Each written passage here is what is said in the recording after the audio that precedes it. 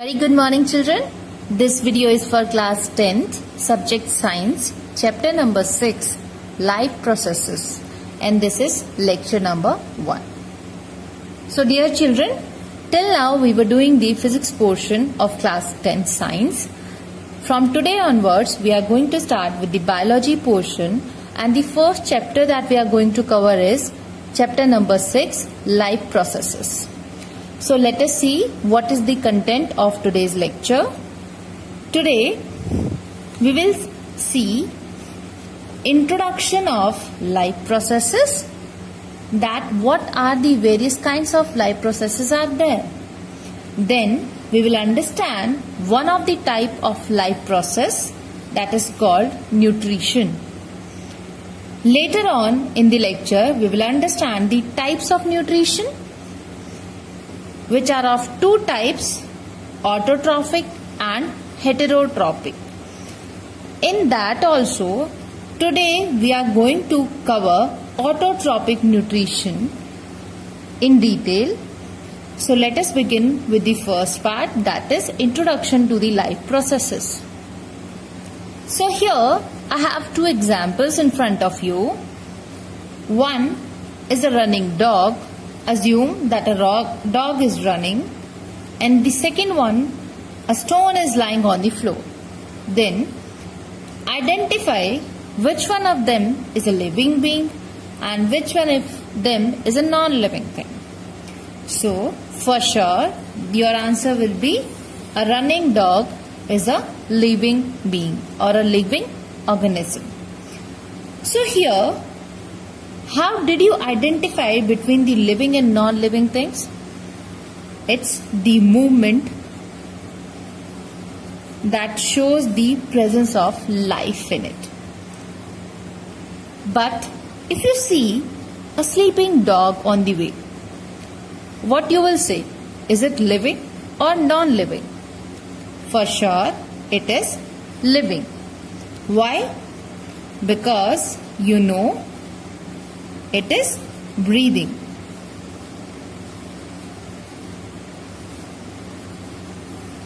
Which is visible.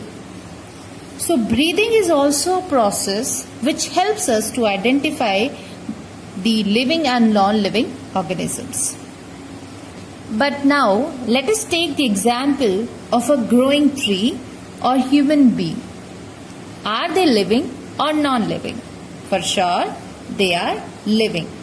But on what basis you are saying they are living? Because they grow, they breathe, they have the movements.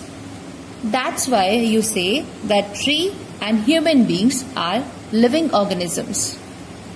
But children, there are many of the organisms in which you will not see the visible movements, neither growth. For example, the tree, it takes years to grow. So there are invisible movements also, which are at a very small scale, which cannot be seen by our naked eyes, which happens in the living organisms. That means movement, breathing and growth are not only the basic criteria of identifying the living and non-living things. There can be some organisms which have the invisible movement in them, which happens at a very small scale, so that they can be called as living organisms. Now you might be able to understand what is a living organism and what is a non-living thing. So children, living organisms can be as simple as a single cellular organism, or it can be a complex organism like human beings, which is more structured, more organized and having more number of organs which do a particular function. So living beings can be as complex as they can have the organs. Organs are further having tissues, and tissues are further having cells. So this is how a complex living organism is formed. But what do you think? The complete organism is made up of organs, tissues and cells, where cell is the smallest unit of life, where the various functions takes place.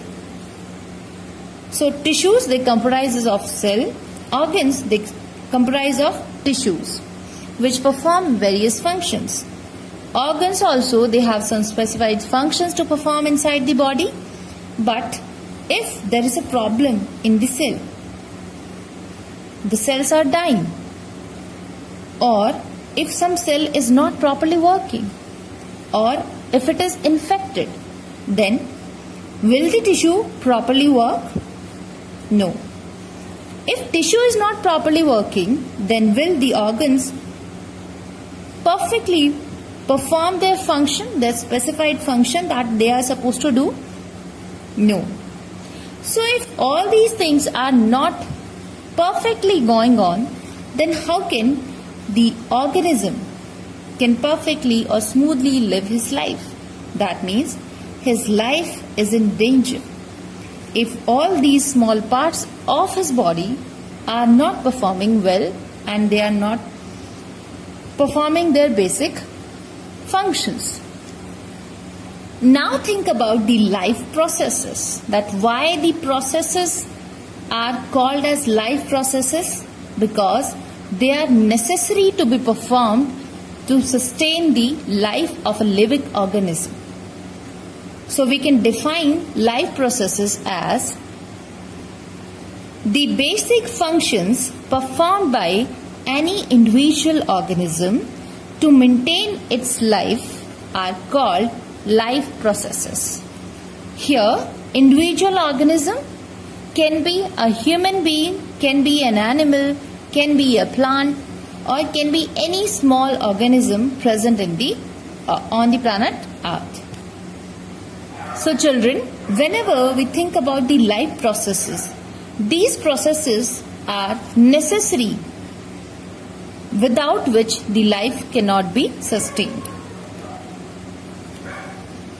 Here, there can be many processes which are happening in our life, or to maintain our life, the processes are done. But these are the essential ones, and that is why they are called as life processes. Now just think about a situation that you are not doing anything, but still, even if you are sitting, then only there is a requirement of energy. You require some amount of energy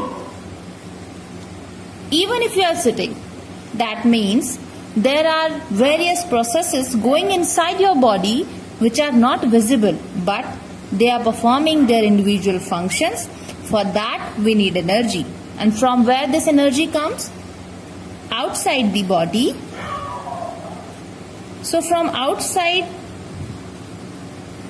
the body, we are taking this energy, which is called as food.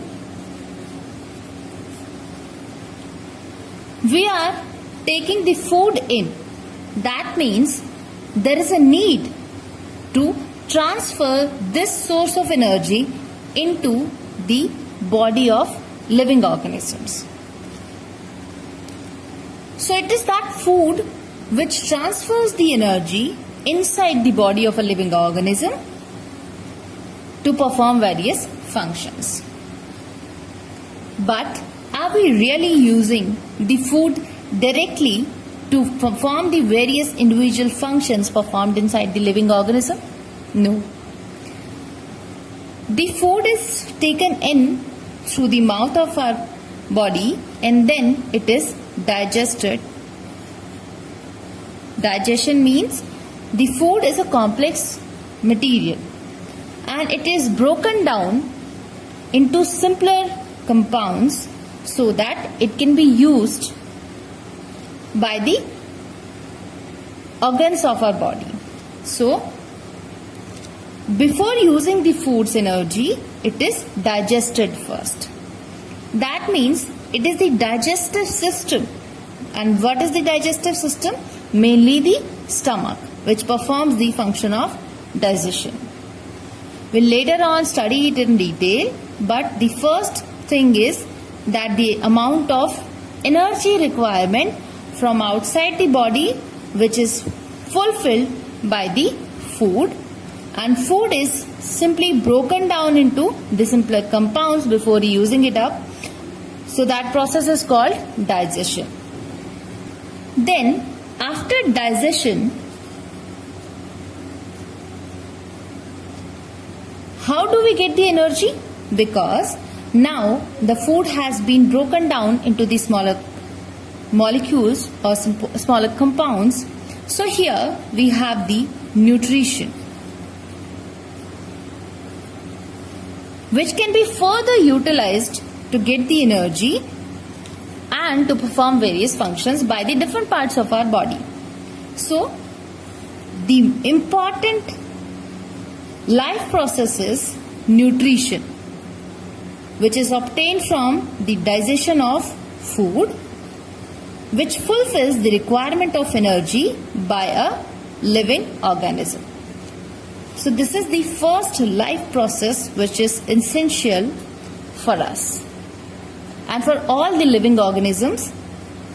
But do you know that all the living organisms, they have different kinds of body structure? Some can be simpler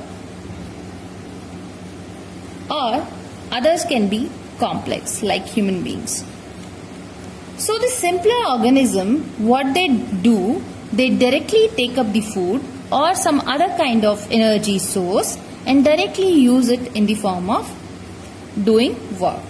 But the complex organisms, they have various organs to perform a specified function.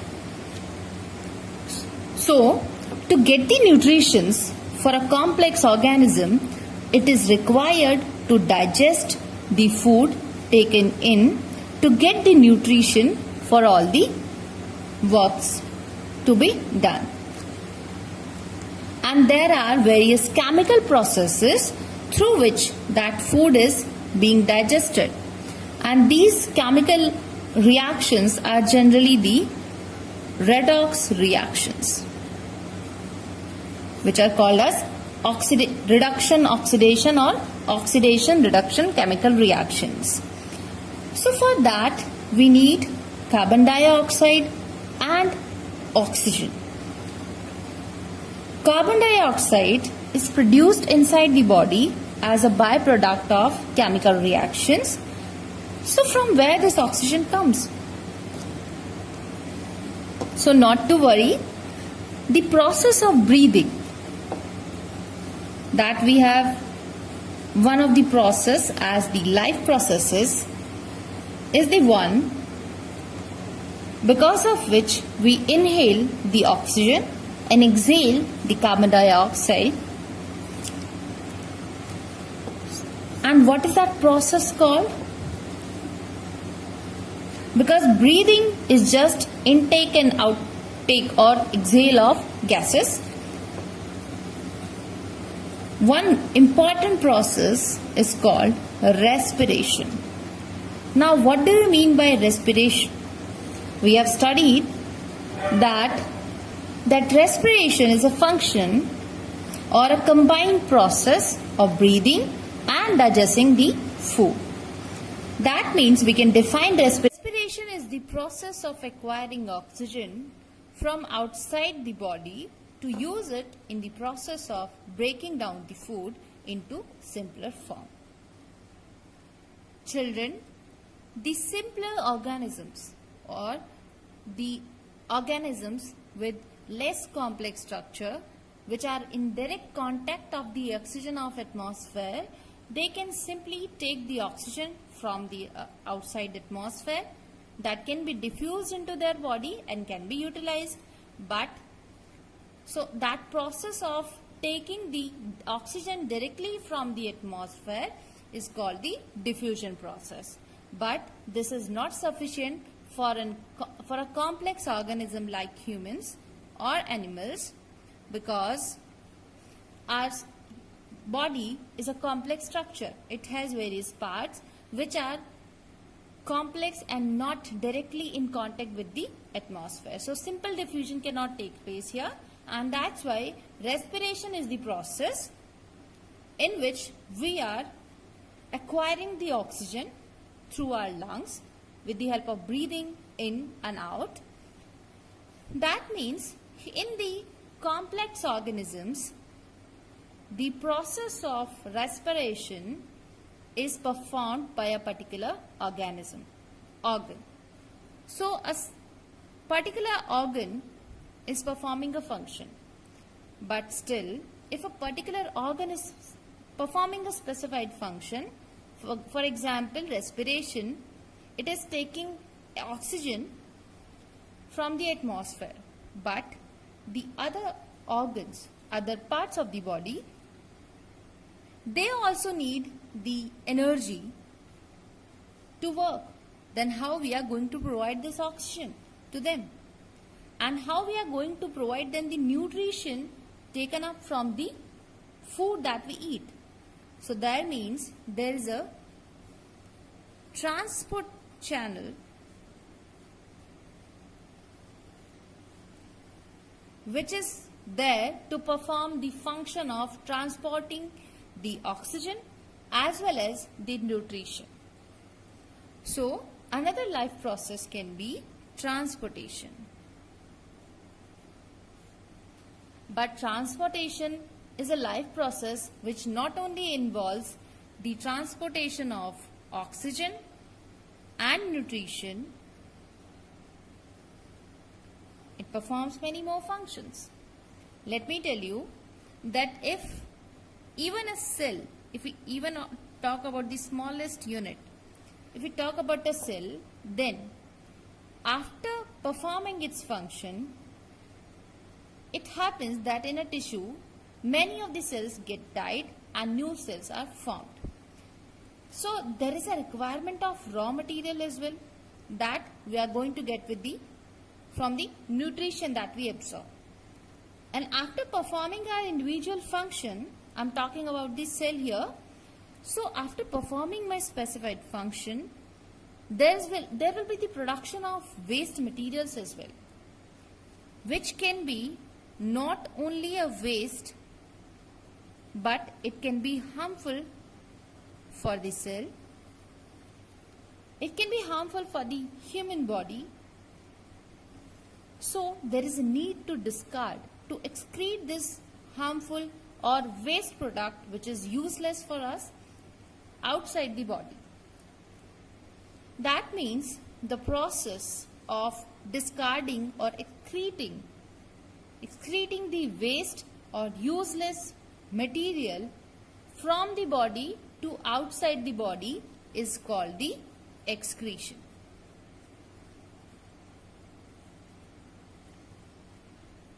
So this is the last thing that we do. There are many other processes which are there in the human life, like reproduction, endocrine system, our control and coordination, all these functions, but the requirement of energy to transport it and to excrete the waste materials outside the body are the essential functions that need to be maintained inside any living organism, and that is why these are the 4 main life processes. So the main 4 life processes are nutrition, respiration, transportation, and excretion. So I hope now you understand that why nutrition, respiration, transportation and excretion are considered as the basic life processes which need to be maintained to maintain the life for the living organism. And just see one thing, that all 4 processes are interrelated with each other. They are not the individual functions performed inside the body. They are interconnected with each other. They are not independent functions. Now let us discuss the first life process, which is called nutrition. So we know that even when we are doing some activity or we are sitting, we use energy. From where it comes? From outside the body through a source of energy, which is called as food. So this is the source of energy from which we get the energy, and this food is then digested into simpler form, and then we get the nutritions from it.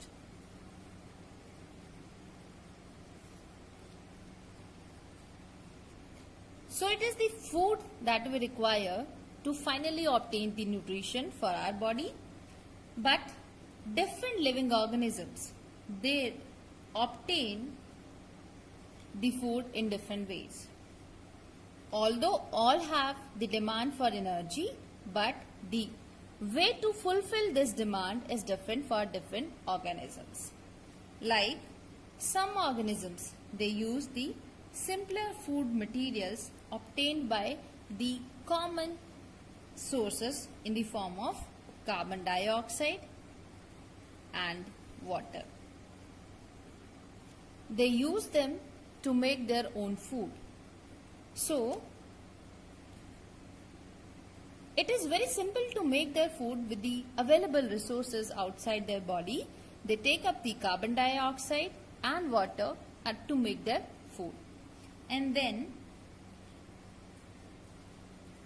they store this type of food present in their body itself. But another organisms, they might be dependent on the individual organisms which produce their own food. So on the basis of fulfilling the demands of the energy, the nutrition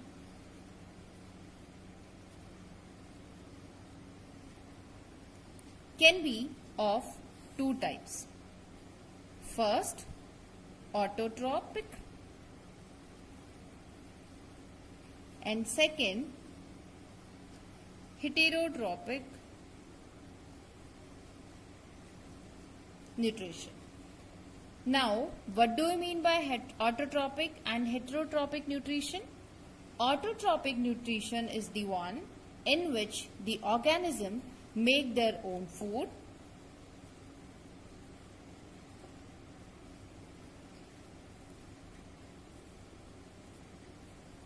And remember to write one example with them. For example, plants. Or you can say simply the plants. Then we have the heterotrophic nutrition. Heterotrophic nutrition is the type of nutrition in which the living organism, they are dependent on autotrophic organisms or autotrophic nutrition to get their own nutrition. So they get food from some other sources. They are not producing their own food. So heterotrophic organisms are the one which do not produce their own food. So in heterotrophic nutrition, the organism do not make their own food. For example, animals or human beings are also the example of heterotrophic. So, nutrition is autotrophic and heterotrophic. Autotrophic is the one in which the organism makes their own food. For example, plants. Heterotrophic nutrition is the one in which the organism do not make their food, but they are dependent on the autotrophic organisms to get their food. For example, animal and human. Now let us understand the autotrophic nutrition in detail.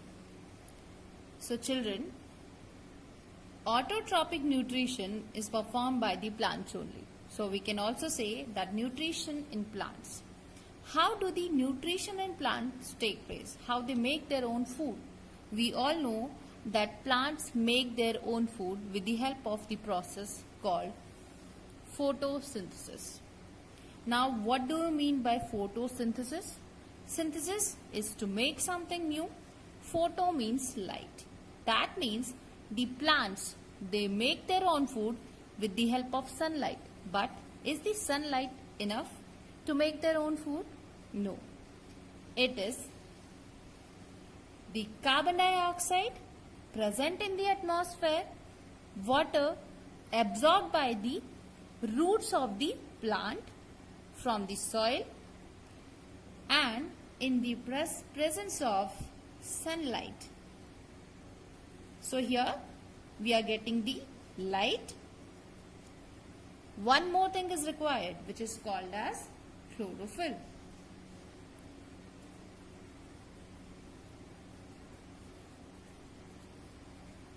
So, in the presence of carbon dioxide absorbed by the leaves of the plant from the atmosphere, water absorbed by the roots, in the presence of sunlight and chlorophyll present in the leaves of the plant, the food that is made, or the chemical reaction that takes place, is that carbon dioxide and water converts into glucose, oxygen is produced, and water is evaporated. So here in this reaction, glucose is the carbohydrate which is providing the energy to us. But this glucose is stored in the form of starch inside the plant. One more benefit of performing the photosynthesis by the plants is release of oxygen, which is the respiratory gas of most importance for us, because we intake oxygen, and this is available due to the photosynthesis that is taking place in the plants. So here the carbohydrates that are made in the form of glucose and stored in the form of starch in a tree are used to provide the energy to the plants. And some similar kind of process happens in the body of humans as well, that they have some food stored in the form of glycogen. So when we are not getting energy from outside, in that case, for a very small period, we can obtain the energy from the food energy stored inside the human body. It can also happen in the animals. Now let us understand that how the different materials are obtained by the plants and how all these reactions are taking place. So here we have three main steps in the photosynthesis. First, absorption of light energy by the chlorophyll. So it is the chlorophyll that takes up or absorbs the energy in the form of sunlight. It absorbs the energy from the sun. Then second is the conversion of forms of energy. What kind of form of energy is getting converged here? Conversion of light energy into chemical energy. And how it is being done? That we are utilizing the light energy and we are splitting up the water molecules into hydrogen and water. Then we have third step, which is the reduction of carbon dioxide to carbohydrates.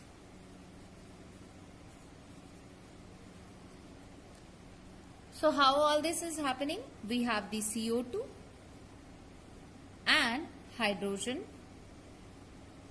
From where this hydrogen is obtained? It is obtained by the water molecule that has been absorbed by the roots of the plant, and here the H2O molecule is breaking down into H2 and O2. So now we are having the hydrogen available. This hydrogen will go and attach on the carbon dioxide. It will combine with the carbon dioxide and it will form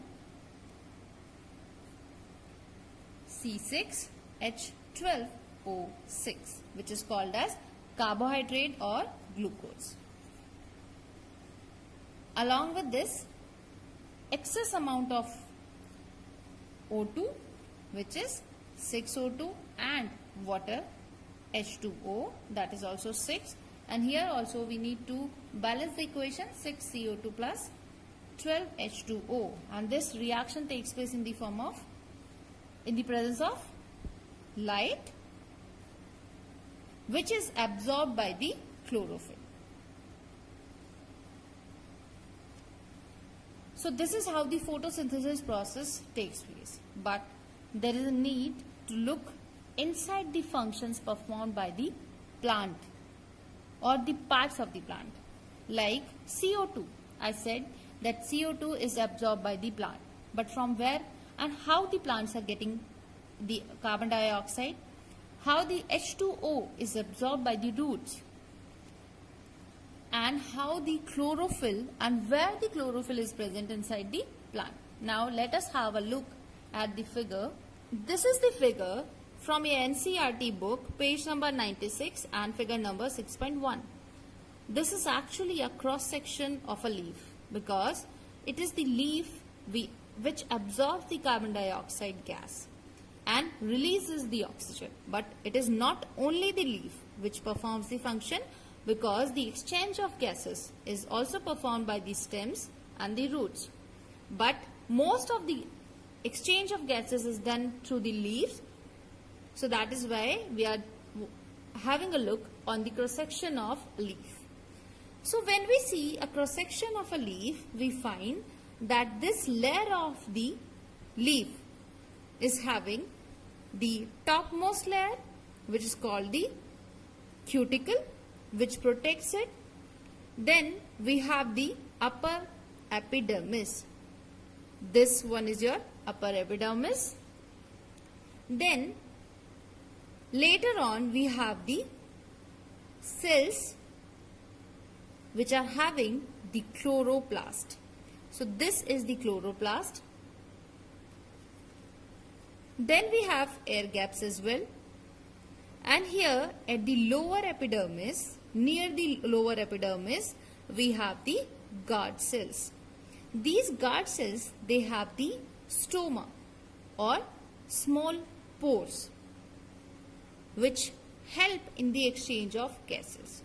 So the pores are not on the upper face of the leaf. They are on the lower surface of the leaf.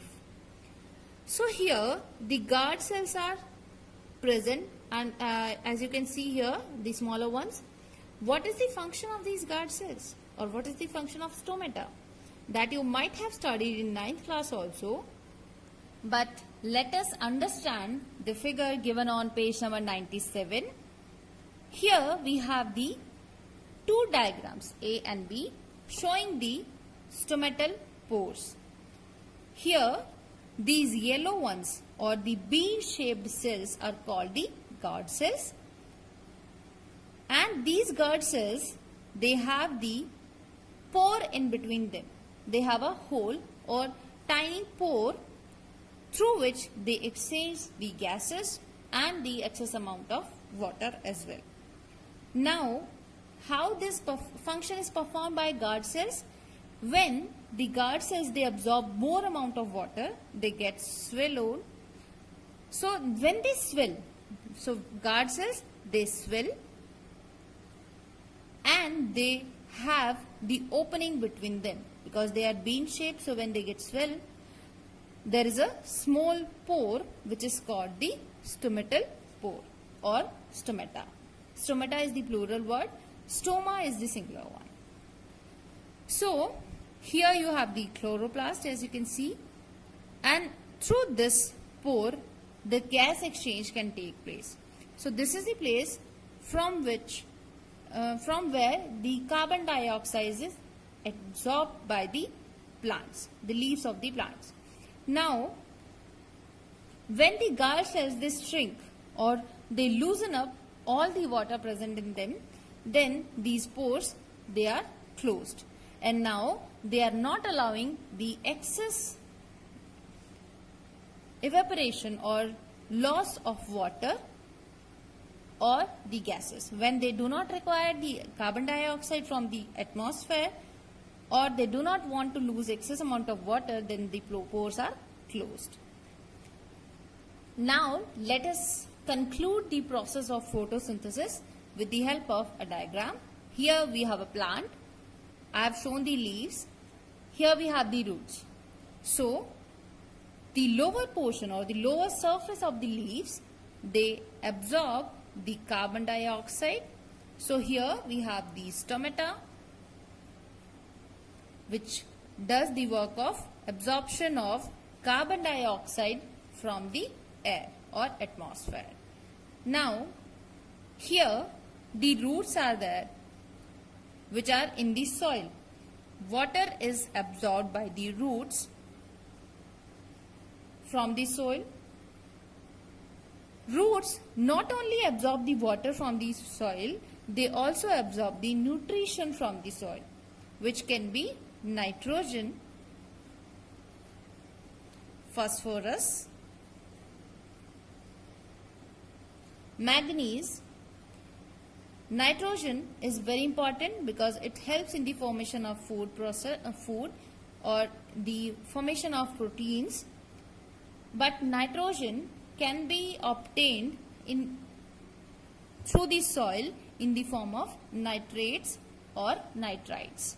So the roots absorb the nitrogen in the form of nitrates or nitrites from the soil. So nutrition and water both are absorbed by the roots from the soil. Then from sun the light is absorbed, and where it is absorbed? It is absorbed on the upper surface of the leaf where the chloroplast is present. And we know that in the chloroplast we have the chlorophyll that absorbs the sunlight coming from the sun. So from here we are getting the light, carbon dioxide and water, and all these combine together to form the food. So here the light energy is converting into the chemical energy. Carbon dioxide gas is reduced to carbohydrates, that is the glucose, and it is stored in the form of starch in plant's body. So this is what the autotrophic nutrition is. Children, you are supposed to understand all these steps. Remember, absorption, conversion of energy and the reduction of carbon dioxide into carbohydrates are the three steps involved in the process of photosynthesis, but it is not necessary that all these steps will perform one by one or step by step. There can be some plants which take or absorb the carbon dioxide and the water and nutrients in the dark, but later on they convert the form of energy in the presence of sunlight. So the process of making the food through the plants can be in different steps. So today we have covered that what are life processes, We have also seen the various parts of it. What are various parts? Nutrition, respiration, then we have the transportation, and at the end, excretion. We'll study them one by one in detail in the further lectures. So today we have covered that what is nutrition, what are its various types. We have seen that it is of two types, autotrophic and heterotrophic. Autotrophic is the one in which the organism they make their own food, and heterotrophic is the one in which the organism they are dependent on the autotrophs for their food. Heterotrophics can be further classified into saprophytics, parasitics and holozoics, but that we will study in the next lecture. And further in the lectures we will also see the detailed process of respiration, transportation and excretion. Now let us see today's homework. In today's homework, first you have to understand, you have to read and understand and write your observations in activity number 6.1 and activity number 6.2, which is present at the page number 96 and 97. So these two activities you have to read and you have to write your observations, and then you have to do these 4 in-text questions at page number 95 as the starting from the 1 to 4 in-text questions. The first question is, why is diffusion insufficient to meet the oxygen requirements of multicellular organisms like humans? Second, what criteria do we use to decide whether something is alive? 3. What are outside raw materials used by an organism? Question number 4. What processes would you consider essential for maintaining life? So along with these 4 questions, you are supposed to do the 2 activities, write their observations, and the homework solutions of the pre-text assignment that was given in the lecture 8 of chapter number 11. So pre-text assignment was given in that. You will get the solution video of pre-text assignment tomorrow along with the video lecture. Thank you.